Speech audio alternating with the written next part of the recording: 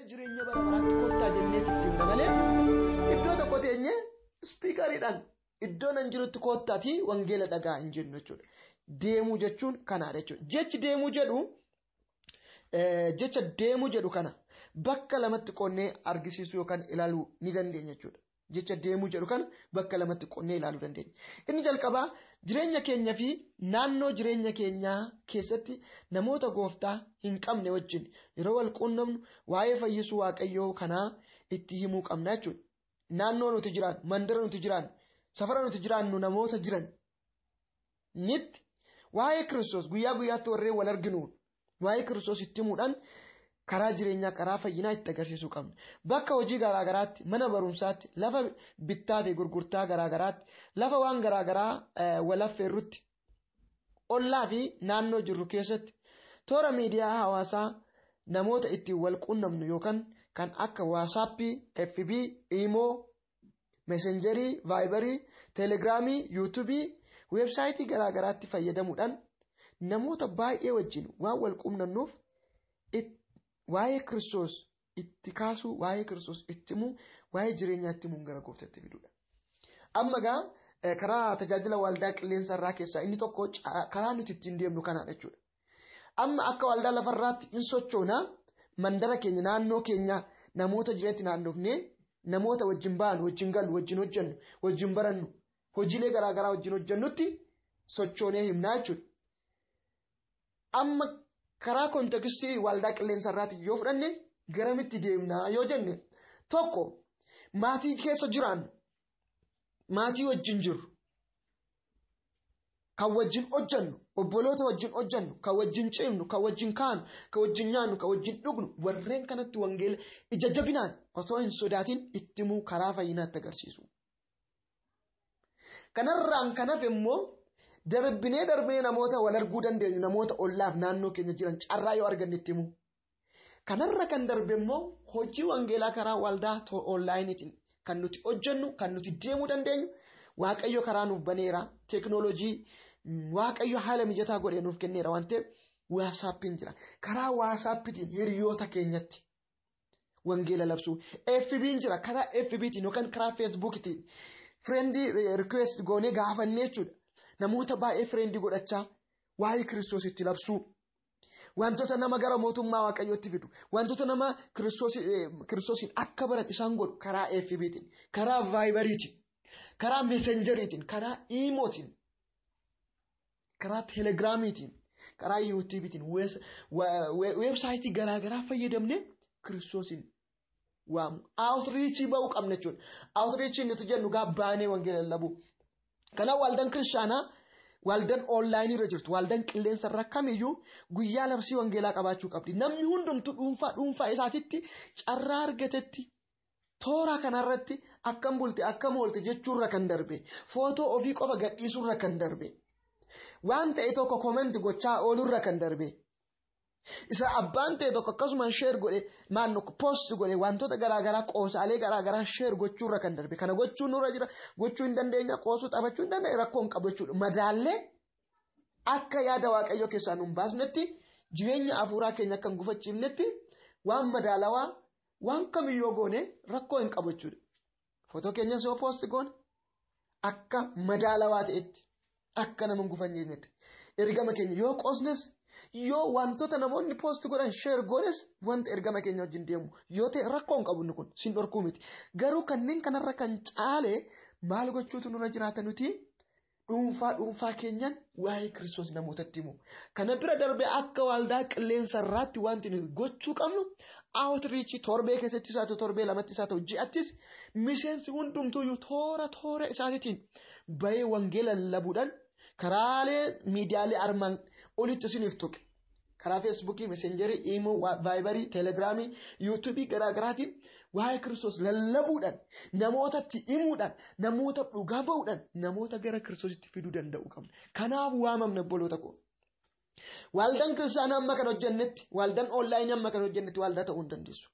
Waldaa onlaayinii waldaa kan godhu kanaadha jechuudha. Kana gootaniitu taanaan garaa waaqayyo isinitti boqata. Kana gootaniitu taanaan mootummaa waaqayyo keessatti eebba baay'ee kuufattu.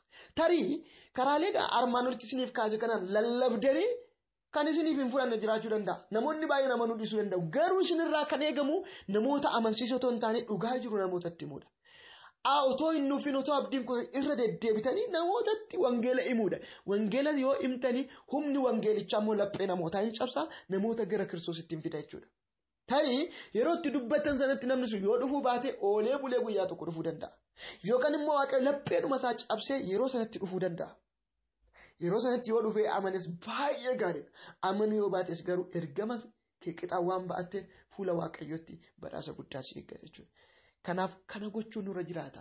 Namoota naannoo keenya jiran, namoota miidiyaalee garaagaraatiin argachuu dandeenyutti himu.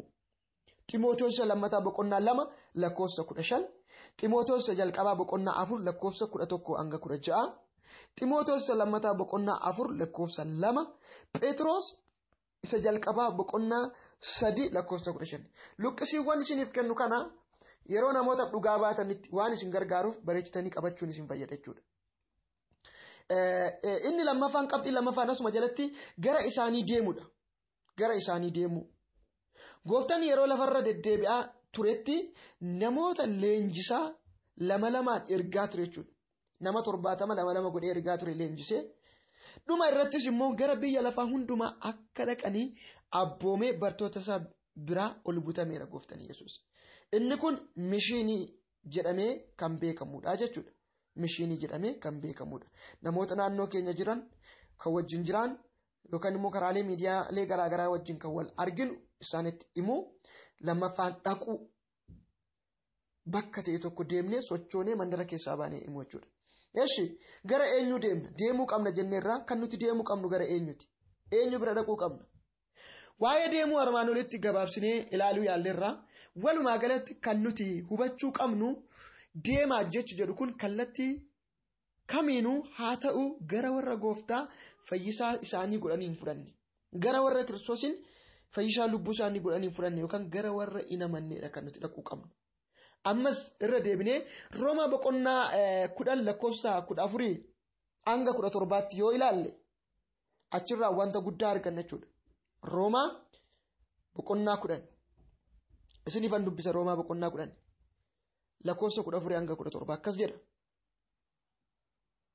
Namoonni immoo nama itti hin amanne attamitti waammat ture? Attamittis nama waa'ee isaa dhaga'anii hin beeknetti amanure? Namni otoo isaanitti hin lallabin attamitti waa'ee isaa dhaga'ure? Namoonni yoo ergaman malee attamitti lallabure? Warri oduu gaarii fidanii dhufan maal nama gammachiisu kan jedhu illee caafameera. Hundumti isaanii garuu wangeela dhaga'anii hin abboomamne. Isaayyaas Gooftaa eenyutu waan nu irraa dhaga'e amaniree in jedha. Egaa amantiin dhaga'uu irraa hin dhufa. Wanti dhaga'uun ta'u immoo dubbii Kiristoosiin hin beekamaa jedha. Asirratti amanuudhaaf namoonni dhaga'uu akka qabanii, dhaga'uudhaaf immoo itti lallabamuun akka barbaachisu, itti lallabamuuf immoo namoonni adeemuun akka isaan irra jiraatu gara namoota sanaa. Kana booddee dhaga'uu irraa amantiin hin argama. Wanti dhaga'amu immoo dubbii Kiristoosiin hin beekamaa jedha yookiin wangeelaa jechuudha. Kanaaf obboloota koo namoonni amanuudhaaf maal gochuutu isaan irra jiraata? Dubbii dhaga'uutu isaan irra jira. Dhaga'uudhaaf immoo itti lallabamu. Itti lallabuudhaaf immoo gara namootaa deemu. Kana booddee immoo dhaga'uu irraa amantiin hin argama jechuudha. Dhaga'uu irraa maaltu argama? Amantiitu. Wanti dhaga'amu immoo dubbii Kiristoosiin beekama jedha. Maqaan Gooftaa ulfaatu. Ergaa adeemuu yookaan warra Gooftaa hin qabnetti dhiyaannee qaqqabuu yookaan wangeela itti himuun baay'ee barbaachisaa akka ta'edha kutaa kanarraa kan argannu jechuudha. Gara warra nutti dhiyoo jiranii deemuu qabna jechuudha. Gara warra nurraa fagoo jiranii, gara warra nutti dhiyoo jiranii. Namoonni nutti dhiyoo jiran maatii keenya, ollaa keenya, hiriyoota keenya, namoota bakka hojii fi bakka garaagaraatti isaan wajjin walitti dhiyaannu of keessatti kan hammatudha jechuudha. Namoonni nutti dhiyoo jiran. Isaan kanarrattis sirriitti of laannee yoo hojjannee bu'aa gaarii buusuu dandeenya. Waaqayyos kanaaf isaan gidduu nu kaa'e jechuudha. Namoota nutti dhiyoo jidduu sababni Waaqayyo nu kaa'eef itti dhiyaannee wangeela akka itti himnuuf. waan waaqayyo nurraa eegu kana yoo raawwanne garaa waaqayyo guddaa nutti hin gammada. Hojii ergamootaa boqonnaa 18 lakkoofsa 9 hanga 10 irratti warra wangeelatti qabamanii jiraatanii warra wangeela lallabanitti garaa waaqayyo guddisee gammada akka ture arganna. Magaalaas haa ta'uutii baadiyyaa naannoo keessa jiraannu qaqqabuuf yeroo yerootti ba'uu yookaan outreachii gochuun nurra jiraata. Namoota nuti yoo jiran magaalaas haa ta'u baadiyyaa karaa onlaayiniitiinis karaa FB, Messengerii, WhatsApp, Telegiraamiilee garaagaraatiin baanee outreach yookaan wangeela lallabuu nurra jiraata jechuudha. Duula wangeela lallabuu kanaan booddee anama waldaa qilleensa irraa wanti inni barbaadu barnoota kanaan booddee waldaan qilleensa irraa hundumtuu karoora baafattee torbee haa ta'u torbee lamatti haa ta'u ji'atti guyyaa outreach yookaan guyyaa ba'anii wangeela lallabuu qabaachuu qabdi.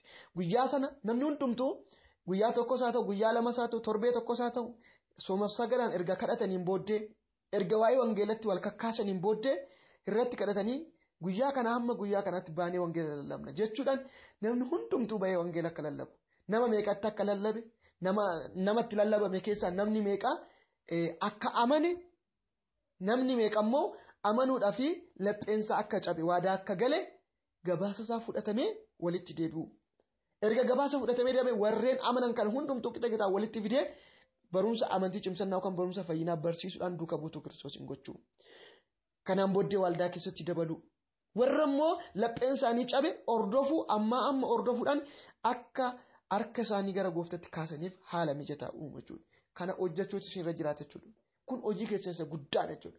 Konfiraansii hafuuraattiin waliif kadhannu waldaa dammaqsinu qofa otoo hin taane duula labsii wangeelaas qabaachuu qabna waldaa keenya keessatti. Gahuma kanaan mul'ata kana akka gabbifattan isin jechuun barbaada jechuudha. Kanarratti waaqayyo guddiseedha kan nurraa barbaada jechuudha. Kana hojjechuun kan danda'amu namoota akka sadarkaa isaaniitti akka haala jiruuf jireenya isaaniitti afaan isaanii dhaga'uu danda'aniin itti dhiyaachuudhaan wangeela itti himuu qabna jechuudha.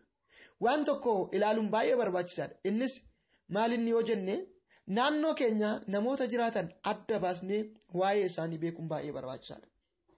Namoota naannoo keenya jiran adda baafnee waa'ee isaanii beekuun barbaachisaadha. Sadarkaa isaaniirra jiran afaan garaagaraatti fayyadamne waaqayyoo fagalatu naannoon wangeelli hin qaqqabne naannoon gana wangeelli cimaa irratti hojjetamuu qabu naannoo gara biyya Arabaa Gibs kanneen kun hojii guddaa baay'ee kan nu eeggatu jechuudha. Amantii biraatiin qabamanii jiru. Waaqayyo immoo kaayyoo karoora addaa waan qabuuf uummata naannoo sanaarraa isin gara biyya sanaa isin geessira. Amma baay'een keessan gara biyya Arabaa kan naqxanii kallattiidhaan hojjettanii jijjiiramuudhaaf alkallattiidhaan garuu waaqayyo hojii wangeelatiif iddoo sana isin geesse. Afaan isaanii barataa jirtu. Baay'een keessan afaan Arabaa hin beektu. Kana guddifattanii afaan kana guddifattanii yeroodhuma biyya sana jirtanis haa ta'u erga gara biyya keessatti deebitanii Arabiffaan wangeela yoo lallabdan warreen Arabiffa qofa danda'anitti wangeela yoo himtan afaan isaaniitti yoo itti himtan hojii guddaa hojjechuu dandeessu. Even biyya Arabaatoo jirtan carraa quraana qo'achuu warreen argattan maatiin isin keessa jirtan quraana warra qara'an yoo ta'an itti siqaati amantii quraana qara'uun gooftaa isin hin gansiisu jechuudha. Anamma waaqayyoon gargaare quraana barachuu nan barbaada. Baay'isoo quraana baay'ee nan dubbisa. Tiksii quraanaa hedduu nan beeka wangeela lallabuudhaaf jechuudha. Afaan Arabiffaatiin miti malee jechuudha. Gara fuulduraatti garuu waaqayyoon gargaara Arabiffa barachuu nan barbaada. Arabiffa barreeffama isaallee dubbisuu baruun baay'ee barbaachisaadha. Dubbachuu isaan dandeessu isaan baay'ee ayyaantoftaniitu isa dhugaatti. Sababni isaa biyaansi nama Arabiffa danda'u tokkoon afaan isaaniitiin wangeela yoo itti himtanii bu'aa guddaadha. Tarii nama wajjin jiraattan maatii wajjin jiraatanitti kallattiidhaan yoo itti himtanii agreesiif jechuu ta'uu danda'a. Karaa onlaayiniitiin garuu Araba tokkotti wangeela himuu hin dandeessu. Kana gochuun baay'ee barbaachisaadha. Yeroo wangeela lallabnu karaa biraatiin wanti nuti baruu qabnu namoota nu bukkee jiran namoota wangeelatti lallabnu haala isaan keessa jiran baruu qabnu. Akka fakkeenyatti armaan gadiitti tokko ni ilaalla jechuudha. Namoonni nuti baruu qabnu. Haalli namoonni keessa jiranii kan nuti baruu qabnu maal fa'i isa jedhu akka fakkeenyatti isiniif nan kaasa. Ariifadhee dubbachuu yaada. Namoota hiyyummaa yookaan rakkoo gurguddaa garaagaraa keessa jiran baruun baay'ee barbaachisaadha. Waaqayyo namoota akkasiis namoota hundumaa wajjin walqixxee ilaala. Sababni isaanis isatu uume waan ta'eef akkasumas dhiigni Yesuus isaaniifis dhangala'eera. Kanaaf namoota akkasii tuffachuu fi jaalalaan wajjin jiraachuu yeellawwa osoo hin ta'in jaalalaa fi obsa guddaan itti dhiyaannee gara fayyinaatti akka isaan deebi'aniif kakaasuu fi hubachiisuun baay'ee barbaachisaadha. Yaaqoob boqonnaa 2 lakkoofsa 1 kaasatti dubbifadhaa. Wangeelii Yohaannis boqonnaa 3 lakkoofsa 16. Namoota hiyyummaa yookaan rakkoo garaagaraa keessa jiranitti siquun baay'ee barbaachisaadha. Yeroo tokko tokko namoonni wangeela namoota gaggaarii namoota baay'ee walitti siqan qofattiidha. Sadarkaadhaan walgitan qofattiidha. Warreen rakkatan warreen gadadummaa keessa jiranitti illee wangeela himuun baay'ee barbaachisaadha. Inni biraa namoota dadhaboo fi manguddoo akkasumas dubartoota abbaa manaa hin qabne namoota akkasii bakka hir'uu fi rakkina isaanii gargaaruudhaan jaalala waaqayyoo isaanitti agarsiisuudhaan wangeela itti himuun baay'ee barbaachisaadha. Qorontoos isa jalqabaa boqonnaa 5 lakkoofsa 1 hanga 10 hojii ergamootaa boqonnaa 6 lakkoofsa 1 hanga 6. Hojii ergamootaa keessatti yoo dhaqxan warra rakkatan gargaaraati wangeela lallabaa kan ture ergamoon of keessaa daaqonoota bakka buusanii namoota bakka buusanii kennaa garaagaraa buusii garaagaraa walitti guuraa warreen rakkatan gargaaraa hiyyeessota gargaaraatu wangeela lallabaa turan jechuudha. Inni biraa namoota mana hidhaa sababa garaagaraatiin galan deemnee gaafachuudhaan cubbuu isaanii irraa karaa Yesuus Kiristoosiin qullaa'uu akka isaan danda'an itti himuudhaan itti agarsiisuudhaan gorsuuf jajjabeessuu qabna. Namoota dhukkubsatanii bakka garaagaraatti nama isaan gaafatu hin qabne deemnee gaafachuudhaan rakkoo isaanii wajjin hirmaachuudhaan hospitaala kan ciisan buufata fayyaa garaagaraa kan ciisan namoota dhukkubsatan nama isaan gaafatu warreen hin qabne nuti jaalalaan itti siqnee gaafachuun jajjabeessuudhaan Yesuus fayyisuu akka danda'ullee itti himu. Ijoollee abbaa fi haadha hin qabne dabtara qalama uffannaa bituufiin waan jireenya isaaniitiif ta'u gochuun jaalala itti agarsiisnee jireenya kanatti deebi'uu akka danda'an gara jireenyaatti akka dhufan illee itti himu jechuudha. Harka duwwaa qofa deemuu miti. Haadhaaf abbaa kan hin qabne, dabtara kan hin qabne, uffata kan hin qabne warreen akka kanaallee deeggaraa wangeelatti himu jaalalatti agarsiisne. Namoota hojii galii ga'aa hin arganne hojjetanii bu'aa gaarii namoota hin arganne namoota akkasiillee afaanumaan qofa jajjabeessu yoo dhumallee waa gochuuf hin dandeenye galii ga'aa argannee birrii ofirraa ofii keenyaaf ta'u qabaannee warreen akka kanaallee waa gochuuf yoo hin dandeenye afaanumaan illee itti siqnee jajjabeessuudhaan gara gooftaatti akka dhufan gochuu. Namoota hoteelatti akkasumas bakka garaagaraatti qaama isaanii gurguranii jiraatan isaan akkasii bira dhaquun baay'ee barbaachisaadha. Asirratti kanan jabeessee dubbachuu barbaadu Yesuus yeroo lafarra ture san warra akkasitti hin faradaa ture osoo hin ta'in akkasumas irratti hamaa odeessisaa yookaan odeessaa ture osoo hin ta'in jaalalaan hoo'ee fi firdii jalaa isaan baasaa ture. Wangeelii Yohaannis boqonnaa 4 lakkoofsa 8 irratti. Warreen ejja keessa jiran warreen qaama isaanii gurguranii jiraatan warreen akka kanaa seetanyaa adaarii warreen jedhaman jechuudha afaan Amaariffaatiin. Warreen akka kanaatti murteessoo ta'uu hin taane ishiin akkana inni akkana jechuu ta'uu hin taane jaalalaan itti siqnee garaa jaalalaatiin wangeela itti himu gooftarraa kan barannu kan jechuudha. Dubartittii ejjitu qabanii walitti guuranii gara Yesuusitti fidanii akka seera Museetti namni ejja dhakaadhaan waraanamee akka du'u jedha. Ati maal jetta barsiisaa jennaan ilaalee hunduma isaanii gadi jedhee quba harka isaatiitiin lafarratti barreessedha. Isin keessaa namni cubbuu tokko hin hojjenne dubartii kanaatti dhakaa darbatu kan ajjeesu yeroo jedhutti kana jedhee yeroo deebi'e hundumti isaanii hin facaani hin bittinnaa'ani dubartittii qofatu biratti hafe. Yesuus ol jedhee kana booddee cubbuun keessiif dhiifameera lammata deebitee cubbuun hojjetan ittiin jedhe jechuudha. Kanaaf gooftaan Yesuus Kiristoos ishiin ejjituudha inni ejjaadha inni cubbuu hojjete nama tokkotti iyyuu hin murteessin. Garuu jaalalaan itti siqee namoota cubbuu isaanii keessaa baasaa ture. Har'as namoota garaagaraa obboloota keenya dhiiraaf dubaraa cubbuu keessatti kufanii jiran itti murteessoo ta'uu hin taane jaalalaan itti siqnee achi keessaa akka ba'an gochuu. Akkan dhaga'ee gurraa qabutti namoonni baay'een hojii akkasii hojii qaama isaanii gurguranii jiraachuu kan hojjetanii jaallatanii osoo hin taane sababa garaagaraatiif fakkeenyaaf namoonni hojii qaama isaanii gurguranii jiraachuutti duulan sababni isaan kana godhaniif abbaa fi haati irraa duunan waan ittiin jiraatanii fi obbolaa isaaniin booddee jiran waan ittiin guddisan dhabuudhaan hojii kanatti kan galan danuutu jiru. Yuunivarsiitii irraa ari'amanii maatii isaanii hiyyeessota yommuu ta'an deebi'anii arguu itti ulfaatee kanatti kan galan. Sababa qabxii gahaa hin finnee fi keezii garaagaraati yuunivarsiitii irraa ari'atamanii gara maatii isaaniitti hin deebine akka hin deemneef maatiin isaanii harka qalleeyyii waan ta'aniif ija ittiin gara maatii isaaniitti deebi'an dhabanii hojii kana keessa kan galan illee jira.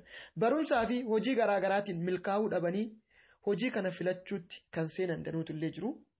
Abbaa fi haati walii kudhaan maatii sirriitti isaan kunuunsee isaan jiraachisu yommuu dhaban biyyaa ba'anii hojii akkasitti galanii jiraachuutti kan filatan illee jiru. Humnaan gudeedamanii fuula namoota isaan beekanii dura dhaabbachuu biyyaa yeella'anii jechuudha. Biyyaa ba'anii hojii akkasii kan hojjetan illee jira. Humnaan gudeedamanii namoota isaan beekan dura dhaabbachuu yeella'anii biyyaa ba'anii illee hojii akkasii keessa kan galan jira. Wanti uffatanii fi nyaatan akkasumas wanti ittiin jiraatan itti hir'achuudhaan kan ka'e hojii akkasii keessa illee kan galan jiru. Heerumanii abbaan manaa ta'uu fi diduudhaan hojii akkasii keessa kan galan illee jiru. Carraa heerumuu dhabanii hojii akkasii keessa kan galan illee jiru.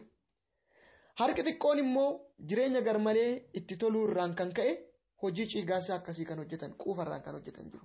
Baay'een isaanii jireenya isaanii fooyyessuudhaaf haarirraan kan ka'e gaddarraan kan ka'e abdii kutannaarraan kan ka'e hojii akkasii keessa galu malee jaallatanii miti kan akka hojii kanaa keessa kan galan. Kanaaf nuti shiin akkasii tuyin ejjiti kana gooti birrii argachuuf jettee ejjaa jirti mandara akkasii safara akkasiitti jennee ciiga'uu namoota akkasii wajjin haasa'uu dhiisoo ta'uu hin taane jaalalaan itti siqnee obboleettii koo obboleessa koo jennee itti himne gargaarree akkaataa rakkoo sana keessaa ba'an gochuu qabna jechuudha. Kiristoosiin itti agarsiisnee achi keessaa baasuu qabna jechuudha. Warreen akka kanaatti wangeelli barbaachisu obboloota koo.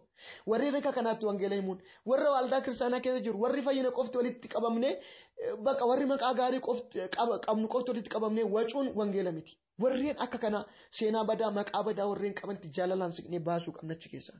Itti murteessuu hin qabna jechuudha. Egaa warra akkasii qaqqabuun baay'ee barbaachisaadha. Sababni isaa furmaanni jireenya isaanii Yesuus Kiristoos qofa waan ta'eef.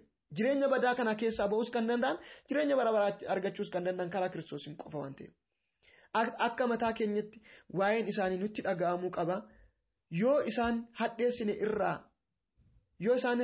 irraa baqannee cubbuu nutti ta'a malee bu'aan nuti argannu tokko illee hin jiru. Namoota hadheessuudhaan bu'aan nuti buufannu hin jiru.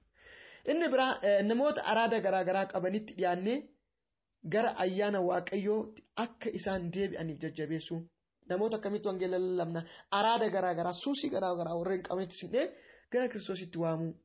Hojjettoota mootummaa qotee bulaa namoota daldala garaagaraa irratti bobba'anii hojjetanii fi namoota hojii kan biraa kamiyyuu hojjetan itti siqnee jaalalaan Kiristoositti himuun baay'ee barbaachisaadha. Investoroota fi abbootii qabeenyatti diiyaasporaalee garaagaraatti illee dhiyaannee wangeela fayyinaa itti himuu qabna. Akkamitti dhiyaannaa yoo carraa argannee qaamaan wal arguu dandeenye qaamaan itti siqnee yoo kana hin dandeenye onlaayiniidhaan karaalee miidiyaalee garaagaraatti itti siqnee wangeela itti himuun baay'ee barbaachisaadha obboloota koo. Kanaaf waamamne walumaa galatti Yesuus irraan kan hafe karaan ittiin jireenya bara baraa argatanii du'a bara baraa jalaa oolan hin jiru Yesuus Kiristoosiin malee. Kanaafuu namoonni hundinuu gara isaatti akka deebi'aniif amantoonni yookaan kiristaanonni hundinuu waldaa kiristaanas ta'ee jabaannee hojjechuun baay'ee barbaachisaadha. Naannoo keenyarraa ka'uudhaan jabaannee yoo hojjenne yeroo gabaabaatti addunyaa hundumaa booji'uu hin dandeenya jechuudha. Maatii keenyarraa kaanee ganda jiraannurraa kaanee aanarraa godinarraa naannorraa biyyarraa ardii addunyaa hundumaa yaada qaqqabuu jedhu qabannee adeemuu nurra jiraata jechuudha. Iddoo jirru kaanee addunyaa qaqqabu.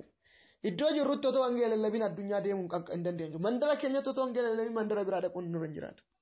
Sababni isaa Yesuus yeroo ol butame isin garuu hafuurri qulqulluun yommuu isinirra bu'u humna hin godhattu. Yerusaalemitti kaatanii Yihudaadhaa Samaariyaadhaa hanga andaara lafaatti dhuga baatu kan koo hin taatu ittiin jedhin jechuudha. Bartoonnis akkuma inni jedhee humna hafuura qulqulluu erga argatanii ergaa guddicha kana biyya hundumaa waliin hin geessisani. Kana seenan macaafa qulqulluu macaafa ergamoota irratti barreeffame Yerusaalemii jalqabee Roomatti xumuramuu isaa baay'ee kan hubannudha jechuudha. Waamicha Waaqayyoo biyya lafaan ga'uu keessatti wantoonni gufuu ta'an maal fa'i? Waamicha Waaqayyoo biyya lafaatiin ga'uu keessatti wantoonni gufuu ta'an maal fa'i? Warreen kana